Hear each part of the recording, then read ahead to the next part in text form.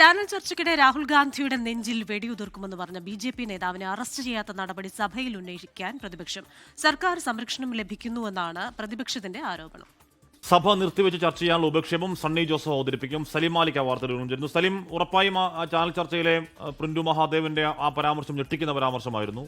രാജ്യത്തിന്റെ പ്രതിപക്ഷ നേതാവിന് നെഞ്ചിൽ വെടികൊണ്ട് വീഴും എന്നൊക്കെ പരസ്യമായി പറഞ്ഞതാണ്. നിയമ നടപടി ഉറപ്പായും നേരിടേണ്ടതാണ്. അത് സഭയിലേക്ക് ഏത് രീതിയിൽ കൊണ്ടുവരാനാണ് പ്രതിപക്ഷത്തിന്റെ ആലോചന? ചർച്ചയാക്കി നിർത്തുകയാണോ പ്രതിപക്ഷം അത്? സലിം,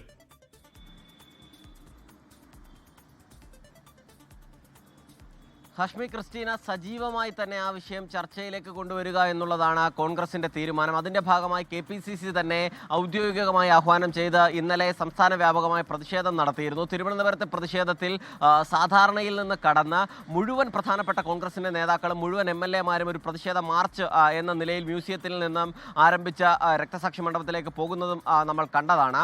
പ്രതിപക്ഷ നേതാവും KPCC അധ്യക്ഷനും രമേശ് ചെന്നിത്തലയും ഉൾപ്പെടെയുള്ള മുഴുവൻ പ്രധാനപ്പെട്ട നേതാക്കളും മുഴുവൻ MLA-മാരും പരിപാടിയിൽ പങ്കെടുത്തിരുന്നു.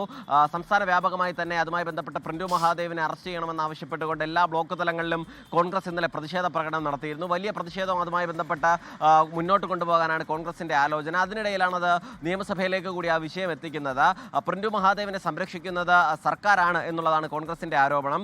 എല്ലാവിധത്തിലുള്ള സർക്കാർ സഹായങ്ങളും ലഭ്യമാകുന്നുണ്ട്. അതല്ലെങ്കിൽ ചാനൽ ചർച്ചയിൽ നിന്ന് അത്തരത്തിലൊരു പരാമർശം കഴിഞ്ഞ് ആ സ്റ്റുഡിയോ റൂമിൽ നിന്ന് പുറത്തിറങ്ങിയ ഉടൻ തന്നെ അറസ്റ്റ് ചെയ്ത് റിമാൻഡ് ചെയ്യേണ്ടതല്ലേ എന്നുള്ളതായിരുന്നു ഇന്നലെ പ്രതിപക്ഷ നേതാവ് ചോദിച്ചത്. അതിന് പിന്നാലെ അത്തരത്തിലൊരു നടപടിയും സ്വീകരിക്കാത്ത, ഒരു കേസ് പോലും എടുക്കാത്ത നിലപാടാണ് സർക്കാർ സ്വീകരിച്ചത്. ഏറ്റവും ഒടുവിൽ KC വേണുഗോപാൽ MP അതുമായി ബന്ധപ്പെട്ടൊരു പരാതി നൽകിയപ്പോൾ മാത്രമാണ് ഇതിലൊരു കേസ് എന്ന നിലയിൽ എടുത്തിരിക്കുന്നത്. അപ്പോഴും ദുർബല വകുപ്പുകളാണ് ചുമത്തിയിരിക്കുന്നത്. അറസ്റ്റ് ചെയ്യാനോ മറ്റേതെങ്കിലും നടപടിക്കോ സർക്കാർ തയ്യാറായിട്ടുമില്ല.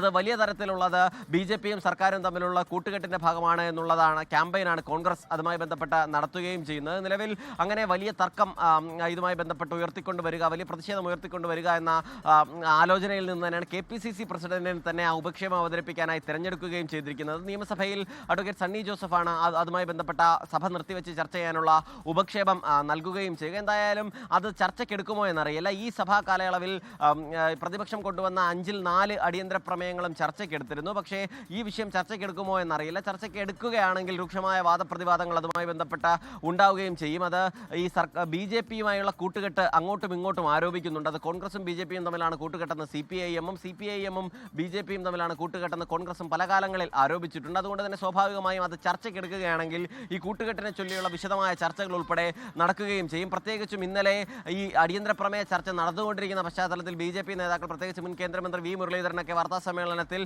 സർക്കാരും പ്രതിപക്ഷവും തമ്മിലുള്ള ധാരണയും കൂട്ടുകെട്ടുമാണ് സഭയിൽ നടക്കുന്നത്, അതിന് തെളിവാണ് ഇന്നലത്തെ അടിയന്തര പ്രമേയം എന്നൊക്കെ പറയുകയും ചെയ്തിരുന്നു. അതിനെ മറികടക്കാനും ഈ അടിയന്തര പ്രമേയം കൊണ്ട് കഴിയുമെന്നാണ് പ്രതിപക്ഷം ലക്ഷ്യമിടുന്നത്. ഹാഷ്മി. ഓക്കെ, സലിം മാലിക്കാണ് ആ വാർത്തയുടെ വിവരങ്ങൾ നൽകിയത്. ആ പറയുന്ന രീതിയിൽ അത് ഞെട്ടിക്കുന്ന പരാമർശമായിരുന്നു, ഒഴിവാക്കേണ്ട പരാമർശമായിരുന്നു, മാപ്പ് പറയേണ്ട പരാമർശമാണ്.